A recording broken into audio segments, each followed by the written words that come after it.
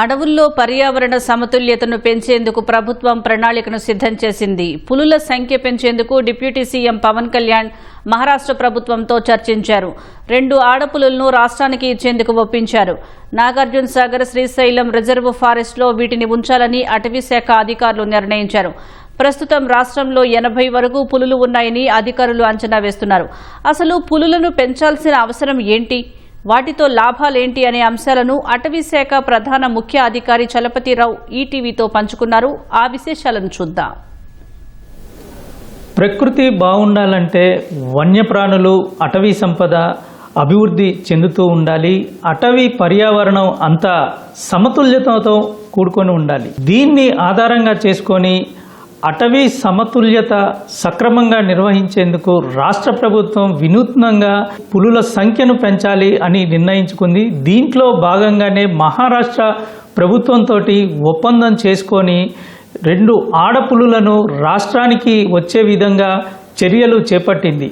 అసలు పులులు ఏ విధంగా సంరక్షించాలి, ఇప్పుడు తేవలసిన ఆవశ్యకత ఎందుకు ఏర్పడింది, జాతీయ వన్యమృగానికి ఎటువంటి ఆపద వచ్చింది, ఏ విధంగా అభివృద్ధి చెందాలి అని తెలిపేందుకు మనతోటి అటవీ శాఖ ప్రధాన ముఖ్య కన్జర్వేటర్ చలపతిరావు ఉన్నారు. వారిని అడిగి పూర్తి వివరాలు తెలుసుకుందాం.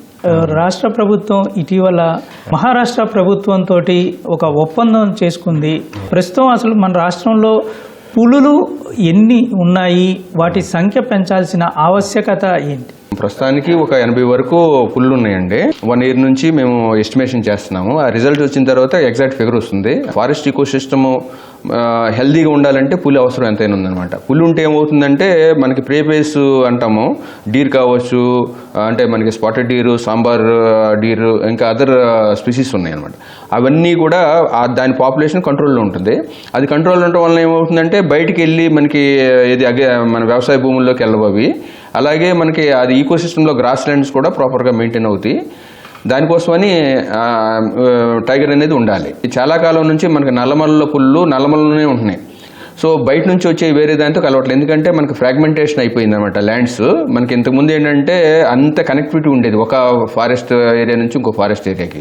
ఇప్పుడు అది లేదు. మధ్యలో అన్ని రకాల డెవలప్మెంట్ యాక్టివిటీ వచ్చిన తర్వాత డిస్కనెక్ట్ అయిపోయినాయి. గౌరవ ఉప ముఖ్యమంత్రి గారు ఏం చేశారంటే మొన్న ఢిల్లీ వెళ్ళినప్పుడు కేంద్ర మంత్రి గారితో మాట్లాడేసి, అలాగే మహారాష్ట్ర ముఖ్యమంత్రి గారితో మాట్లాడారు, అలాగే మధ్యప్రదేశ్.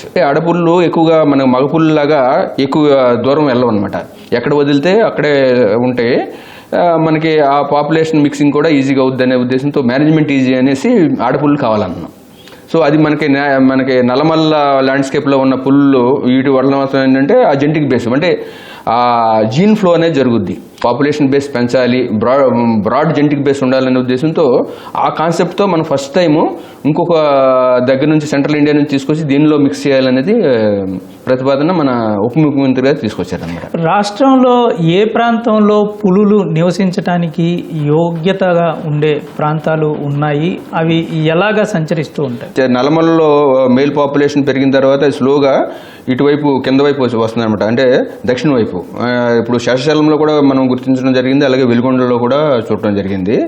పాపికొండలో కూడా ఏంటంటే మనకి ఇప్పుడు పోలవరం ప్రాజెక్ట్ వచ్చిన తర్వాత ఏంటంటే విలేజెస్ కూడా రిలోకేట్ అయిపోయినాయి. మంచి గ్రాస్ ల్యాండ్స్ వచ్చినాయి. అక్కడ కూడా మన డీర్ పాపులేషను ఇవి కూడా పెరుగుతున్నాయి. కొన్ని తీసుకుని అక్కడ వదలటం కూడా జరిగింది. దాంట్లో ఇవి కూడా రావాలని మేము ఉద్దేశంతో అక్కడ కూడా ట్రై చేస్తున్నాం. ఫస్ట్ ఏంటంటే బేస్ పాపులేషన్ ప్రే బేస్ని పెంచిన తర్వాత ఆటోమేటిక్గా మనకి ఏంటంటే పక్కన ఛత్తీస్గఢ్ ఉంది, ఇటు నుంచి మన మహారాష్ట్ర నుంచి కూడా వస్తాయి. కాబట్టి వస్తే అది సూటబుల్ హ్యాబిటేట్ ఉన్నప్పుడు అక్కడ సెటిల్ అవుతాయి. ఇంతకుముందు కూడా ఒక 2-3 పేర్స్ ఉండే మళ్ళీ వెళ్ళిపోతూ ఉంటాయి అన్నమాట ఛత్తీస్గఢ్ వైపు.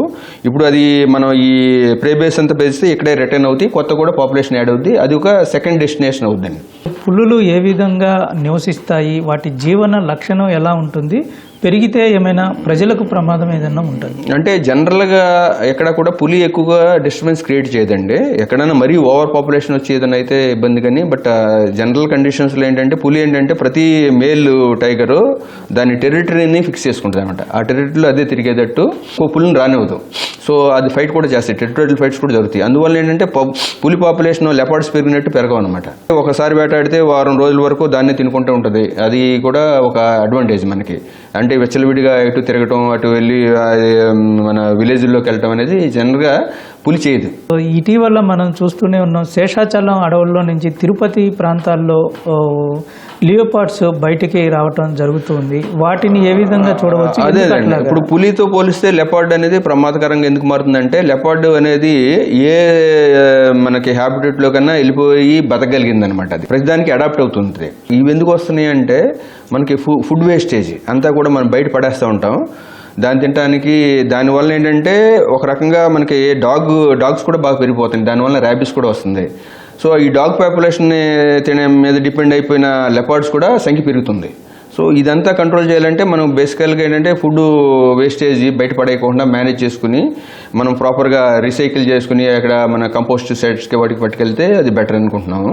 ఫుడ్ వేస్ట్ని మేనేజ్ చేయడం అనేది ప్రాపర్గా వస్తే నా ఉద్దేశం అయితే ఇది కంట్రోల్ చేయొచ్చు ఈజీగానే. గుజరాత్ లాంటి రాష్ట్రాల్లో లాగా ఈ రాష్ట్రంలో కూడా టైగర్ సఫారీ ఏర్పాటు చేసేందుకు అనువుగా ఏమన్నా అవకాశం ఉంటుందా? అటువంటి ప్రతిపాదనలు ఏదైనా ఉందా? టైగర్ సఫారీ చేయాలండి. మనకి సీఎం గారును మన డిప్యూటీ సీఎం గారు ఇద్దరు కూడా మనకి ముందు నుంచి కూడా సఫారీస్ తీసుకురావాలి. ఇంకోటి ఏంటంటే కమ్యూనిటీ బేస్డ్ ఈకోటూరిజం తీసుకొచ్చి లోకల్ పీపుల్కి ఎంప్లాయ్మెంట్ క్రియేట్ చేయాలనే భావంతో మనకి డైరెక్షన్స్ ఇవ్వడం జరిగింది డిపార్ట్మెంట్కి. మన నల్లమల్లో ఒక టైగర్ సఫారీ ఉంది, ఇంకోటి తుమ్మలబయలు దగ్గర ఒకటి తీసుకొచ్చేసి టూరిజం డిపార్ట్మెంట్ను అండ్ PR&RD డిపార్ట్మెంట్ కూడా ఇన్వాల్వ్ చేసి హోమ్ స్టేస్ అవన్నీ కూడా తీసుకురావాలన్నమాట. సో సఫారీస్ తీసుకురావడం అనేది మెయిన్ కోర్ ఇష్యూగా ఇప్పుడు తీసుకున్నారండి గవర్నమెంట్ లెవెల్లో. అంటే ఎన్ని ప్రాంతాల్లో తెచ్చే అవకాశం ఉంది? అదే నల్లమల్లో మనకి తుమ్మలబయలు ఏరియా, అలాగే బైర్లూటి దగ్గర ఆల్రెడీ ఉందండి. తుమ్మలబయలు ఏరియాకి ఈ టైప్ చేస్తానికి చూస్తున్నాను అనమాట. అంటే టూరిజం డిపార్ట్మెంట్ కూడా ఇన్వాల్వ్ చేస్తే టూరిస్టు ఇది కూడా ఫుట్బాల్ కూడా పెరగాలని, కొంచెం సస్టైనబిలిటీ తీసుకురావాలని ఆ రెండు చోట్ల మనకి చేస్తున్నాము. పాపికొండలో కూడా మంచి సఫారీస్ వస్తాయండి ఫ్యూచర్లో. మనకి ఇప్పుడు అది ప్రాజెక్ట్ అయిపోయిన తర్వాత అది బ్యూటిఫుల్ ల్యాండ్స్కేప్ అవుతుంది. అది అక్కడ టూరిజం పాయింట్ ఆఫ్ వ్యూలో అది మంచి డెస్టినేషన్ పాయింట్ అవుతుంది. ఇప్పుడున్న అటవీ ప్రాంతానికి ఎన్ని పులుల సంఖ్య ఉంటే సమతుల్యంగా ఉండే అవకాశం? అంటే మనకి బేసికల్గా ఏంటంటే ఆ పులులు ప్రతి చోటకి ల్యాండ్స్కేప్కి అవసరం ఉండకపోవచ్చు. మనకేంటంటే 37 లక్షల హెక్టార్లలో మనకు ఫారెస్ట్ ఏరియా ఉందండి. భౌగోళికంగా చూసుకుంటే 5% ఏరియాలో శాంక్చురీస్, నేషనల్ పార్క్స్ ఉన్నాయండి.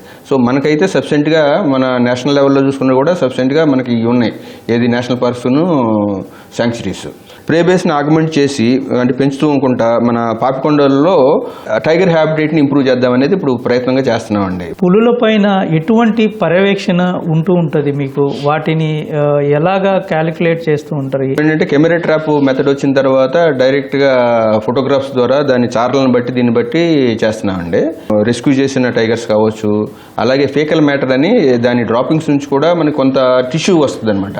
ఆ టిష్యూని కూడా కలెక్ట్ చేసేసి జెనెటిక్ స్టడీస్ కూడా ఇప్పుడు నెక్స్ట్ లెవెల్కి ఇప్పుడు అది దానికి ఇస్తున్నామండి పర్మిషన్స్. సో మనం అది జెనెటిక్ స్టడీస్ కూడా చేద్దామని. సో జెనెటిక్ డైవర్సిటీ మన పుల్లుకిను సెంట్రల్ ఇండియా పుల్లుకి ఆర్ నార్త్ ఇండియాలో ఉన్న ఇప్పుడు రణతంబూర్ ఆ ఏరియాలో ఉండే పుల్లుకి ఎంత డైవర్సిటీ ఉండేది కూడా తెలుసుకోవాలని అనమాట. మనం ముందు స్టడీస్ చేస్తే కానీ తెలియదు. అది పులులు మానిటరింగ్కి లేటెస్ట్ టెక్నాలజీ అన్ని వాడుతున్నామండి. డ్రోన్స్ వలన కూడా మూవ్మెంట్ ఎటుపోతుంది ఏంటనేది తెలుస్తుంది.